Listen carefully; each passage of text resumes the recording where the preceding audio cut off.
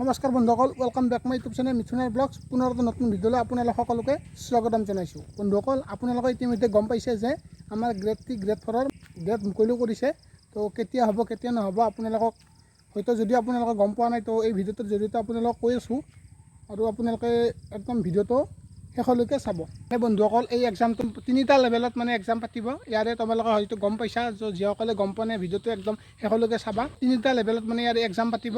প্ৰথমতে তোমালোকে গমেই পোৱা, তো তোমালোকক এতিয়া মই কৈ আছোঁ 3টা লেভেলত ইয়াৰে এক্সাম পাতিব। তাৰপিছত তোমালোকৰ যোৱাবাৰৰ নিচিনা একদমেই নহয়, যোৱাবাৰৰ কৰি এইবাৰ অলপ টাফ হ'ব।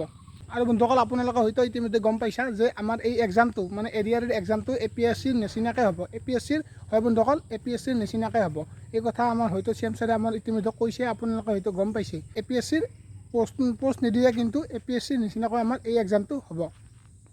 আৰু বন্ধুসকল, আপোনালোকে হয়তো ইতিমধ্যে গম পাইছে যে ইয়াৰে 4টা নে 5টা ডেট আহিছে। তো বন্ধুসকল, আপোনালোকক সেই ডেটটো মই এতিয়া আপোনালোকক কৈ আছোঁ। তো আপোনালোকে ইয়ালৈকে যদি ভিডিঅ'টো চাইছে, প্লিজ এটা লাইক কৰি দিয়ক। আৰু বন্ধুসকল, আপোনালোকে হয়তো ইতিমধ্যে গম পাইছে যে ইয়াৰে টোটেল ভেকেঞ্চি আছে 12,600। থাৰ্ড গ্ৰেডত আছে প্ৰায় 7,600 আছে ইয়াৰে পোষ্ট, আৰু 4th গ্ৰেডত প্ৰায় 5,000 আছে। তো তোমালোকে গম পালা টোটেল 12,600 পোষ্ট আছে। পোষ্টৰ কথা তোমালোকে গম পাইছা। এই 12,600 পোষ্টত প্ৰায় 10-12 লাখ কেণ্ডিডেটে এপ্লাই কৰিছে। তো বন্ধুসকল চাওক, ভাবি চাওক আপোনালোকে, 10-12 লাখ, প্ৰায় 10-12 লাখ কেণ্ডিডেটে এপ্লাই কৰিছে, কিন্তু সেই 10-12 লাখে চাকৰি নাপায়। তোমালোকেও জানা হয়তো, কিন্তু চাকৰি পাব কোনে? সেই 12,600 পাব। হয় বন্ধুসকল, তোমালোকে এবাৰ ভাবি চোৱা। বন্ধুসকল, ক'বলৈ গ'লে প্ৰায় 10-12 লাখ কেণ্ডিডেটে ৱেইট কৰি আছে সেই এক্সামটোলৈকে। তো ভাবি চাওক আপোনালোকে এই ভেকেঞ্চিৰ কথা, পোষ্টৰ কথা তোমালোকে ইতিমধ্যে গম পালা। তো কিমান আছে নাই, তো আপোনালোকে এইখিনি কথা গম পালা। এতিয়া মই কৈ দিছোঁ তোমালোকক সেই ডেটবোৰ আপোনালোকে হয়তো ইতিমধ্যে গম পাইছে। মই আগতে ক'লোৱে যে 5টা ডেট ঘোষণা কৰিছে। আমাৰ ইতিমধ্যে কৈছে যে ইণ্টাৰভিউবোৰ ছেপ্টেম্বৰ মাহৰ পৰা অক্টোবৰ মাহলৈকে হ'ব। ADR এক্সামো হ'ব, ইণ্টাৰভিউবোৰ চলি থাকিব। তো এতিয়া মই ডেটবোৰ আপোনালোকক কৈ দিছোঁ। তো বন্ধুসকল, আপোনালোকক মই ডেটবোৰ কৈ আছোঁ, কিন্তু তাৰ লগতে আপোনালোকক কৈ দিছোঁ যে এইবাৰ আমাৰ গ্ৰেড 3 গ্ৰেড 4 এই এক্সামটো ADR এক্সাম APSC লেভেলত হ'ব। তো বন্ধুসকল, আগতে মই ক'লোৱে, হয় বন্ধুসকল, APSC লেভেলত হ'ব আমাৰ এই এক্সাম।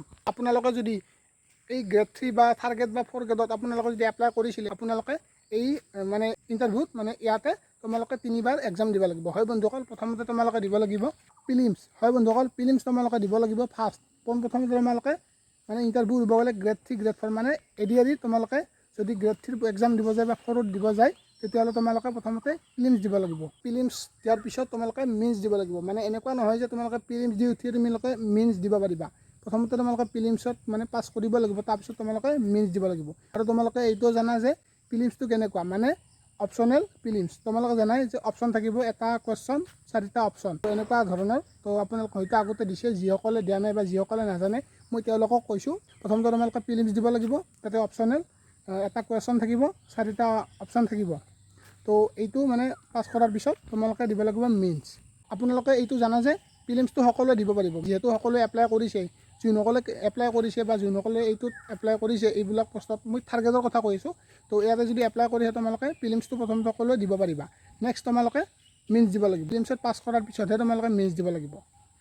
আৰু মেইনছত তোমালোকে জানা যে এইটো কুৱেশ্যন আমি আগতে দিছিলোঁ যে, তো মেট্ৰিকত বা সিহঁত আগতে পঢ়ি আহিছোঁ যে এনেকুৱাকৈ দিব লাগিব, কুৱেশ্যন এনচাৰ কুৱেশ্যন থাকিব, তোমালোকে ইয়াৰ ওপৰত এনচাৰ কৰিব লাগিব। বন্ধুসকল, ক'বলৈ গ'লে মেইনছটো এনেকুৱা যে এটা কুৱেশ্যন থাকিব, তাৰে এনচাৰটো লিখিব লাগিব যে বহলাই অমুকৰ বিষয়ে তোমালোকে বহলাই লিখা, ইয়াৰ বিষয়ে তোমালোকে বহলাই লিখা, বহলাই লিখা বা ইয়াৰ ব্যাখ্যা কৰা, এনেকুৱা ধৰণৰ দীঘলকৈ তোমালোকে লিখিব লাগিব। তোমালোকৰ যেতিয়া মেইনছত ভাল হ'ব, প্ৰিলিমছৰ পিছত তোমালোকে মেইনছ দিবা। মেইনছৰ পিছত তোমালোকে যেতিয়া ভাল এটা মাৰ্ক পাবা বা পাছ কৰিবা, সেই পাছ কৰাৰ পিছতে তোমালোকে দিব পাৰিবা ভাইবা টেষ্ট। হয় বন্ধুসকল, তোমালোকে নেক্সট দিব লাগিব 3 নম্বৰত দিব লাগিব ভাইবা টেষ্ট। আৰু ভাইবাটো তোমালোকে জানাই চাগে, ভাইবাটো কেনেকুৱা মৌখিক পৰীক্ষা হয়। তো এইটোতো তোমালোকে ইমান বেছি কৰিব নালাগে। প্ৰিলিমছ আৰু মেইনছত তোমালোকে যেতিয়া পাছ কৰিবা, ভাইবাটো তোমালোকে নিশ্চয় পাছ কৰিবা। বন্ধুসকল, ক'বলৈ গ'লে এইবাৰ এনেকুৱা নহয় যে যোৱাবাৰ নিচিনা, এনেকুৱা নহয়। যোৱাবাৰতো বহুত কিবা কিবি হৈছিল, বহুত খেলি মেলি হৈছিল আৰু যোৱাবাৰ। তো কিন্তু এনেকুৱা নহয় যোৱাবাৰৰ নিচিনা, কিন্তু এইবাৰ অলপ টাফ হ'ব। মই ক'লোৱে অলপ আগত, এইবাৰ ভালেখিনিয়ে টাফ হ'ব। APSCৰ নিচিনাকৈ এক্সাম হ'ব। নেক্সট APSCৰ পৰা এই এক্সামটো পাতিব, এনেকুৱা আৰু। তো যোৱা বছৰ কেনেকুৱা হৈছিল, তোমালোকে যেতিয়া প্ৰিলিমছ দিছিলা, প্ৰিলিমছ দিয়াৰ পিছতে তোমালোকৰ ভাইবা টেষ্টৰ পিছত তোমালোকৰ মানে চিলেক্টেড কৰি দিয়া হৈছিল, মানে চিলেকশ্যন কৰিছিল। তো এইবাৰ এনেকুৱা নহয়, এইবাৰ তোমালোকক ক'লোৱে তিনিটা মানে তিনিটা প্ৰচেছত মানে এক্সাম হ'ব। তাৰপিছত তোমালোকে মৌখিক তিনিটা তোমালোকে দিয়াৰ পিছত মানে মাৰ্কৰ ওপৰত ভিত্তি কৰি তো যেতিয়া তোমালোকে মানে এটা ভাল মাৰ্ক পাবা তেতিয়া তোমালোকক ফাইনেল মানে চিলেকশ্যন কৰা হ'ব। আৰু বন্ধুসকল ঠিক তেনেকৈ 4th গ্ৰেডতো সেই একেয়ে, মানে প্ৰথমতে হ'ব প্ৰিলিমছ, তাৰপিছত তোমালোকৰ মেইনছ, তাৰপিছত নেক্সট তোমালোকৰ ভাইবা মানে মৌখিক টেষ্ট, মৌখিক পৰীক্ষা তোমালোকে হ'ব। তো এইখিনি কথা তোমালোকে গম পালা। আৰু বন্ধুসকল আপোনালোকে বহুত বেছি এইবাৰ টাফ হ'ব। আপোনালোকে যদি আগৰ পৰা ভালদৰে পঢ়িছিলা বা ভালদৰে পঢ়ি আছা তো তেতিয়া তোমালোকে নিশ্চয় পাবা। তেতিয়াৰ পৰা তোমালোকে ভালদৰে পঢ়াৰ চিলেকশ্যন হ'ব। যদি আপোনালোকে যদি ভালদৰে পঢ়ি আছিলা বা পঢ়ি আছা তেতিয়াহ'লে তোমালোকে নিশ্চয় চাকৰি পাবা বা চিলেকশ্যন হ'ব।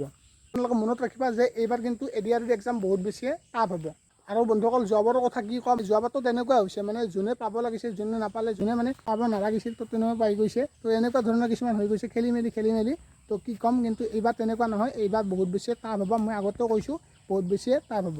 বন্ধুসকল যিহেতু আমাৰ চেম ছাৰে কৈছে ইতিমধ্যে জানুৱাৰী ফেব্ৰুৱাৰী মানে এই বছৰৰ শেষলৈকে নাযায় আৰু ডিচেম্বৰ এই মানে শেষলৈকে নাযায়, যে অহা বছৰৰ ইণ্টাৰভিউবিলাক অতি সোনকালে শেষ কৰিব। তো বন্ধুসকল আপোনালোক সকলোৱে হয়তো গম পাইছে, যোৱাবাৰ হয়তো বহুতে অলপ মাৰ্কৰ কাৰণে বহুতে ৰৈ গৈছিলে। তো তেওঁলোকে মানে এইবাৰ ভালদৰে মানে প্ৰেক্টিছ কৰিছে। বন্ধুসকল আপোনালোকক মই কোৱা নাছিলোঁ ডেটৰ কথাটো আপোনালোকক কোৱা নাছিলোঁ, মানে গ্ৰেড 3 এক্সামৰ মানে কেতিয়া ডেট মই আপোনালোকক এতিয়া কৈ দিছোঁ। 15 তাৰিখ, 22 আৰু 29 ছেপ্টেম্বৰ, মানে ছেপ্টেম্বৰৰ 15 তাৰিখ, 22 তাৰিখ আৰু তোমাৰ 29 ছেপ্টেম্বৰ। নেক্সট তোমালোকক কৈ দিছোঁ 4th গ্ৰেড, মানে 4th গ্ৰেডৰ এক্সাম ডেটটো কৈ দিছোঁ মই। 4th গ্ৰেডৰ হ'ব তোমালোকৰ 20 তাৰিখ 27 তাৰিখ অক্টোবৰ, মানে 20-27 অক্টোবৰৰ পৰা তোমালোকৰ গ্ৰেড 4ৰ এক্সাম হ'ব। তো বন্ধুসকল এইখিনি কথা তোমালোকে এতিয়া গম পালা, ডেটৰ কথা তোমালোকে গম পালা, এক্সাম কেনেধৰণে হ'ব তোমালোকে এইখিনি কথা গম পালা।